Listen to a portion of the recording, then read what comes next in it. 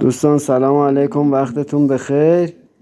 انشالله که تا این ساعت روز خوبی رو سپری کرده باشین. ایشون حنا خانم هستن، دارن شیرشون رو میل میکنن.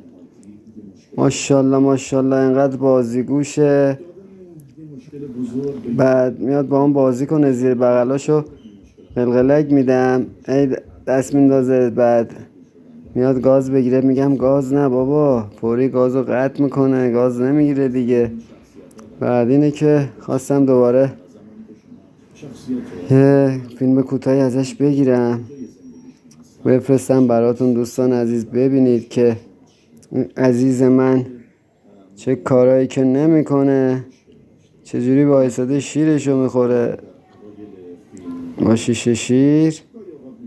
ماشالله ماشالله انا خانم، آره ماشالله عزیزم، عزیزمی، عزیزم، عزیز منی، دختر ناز خودمی حنا خانم. برگردیم و بابا، برگردیم ور این وری، آها برگردیم ور بابا. ماشالله ماشالله. آخه یه نفسی بکش بعدن.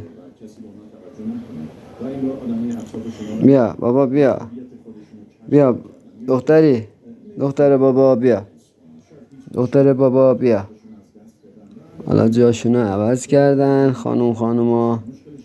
آره آره عزیزم، بخور نوش جونت، بخور فدات شم، بخور.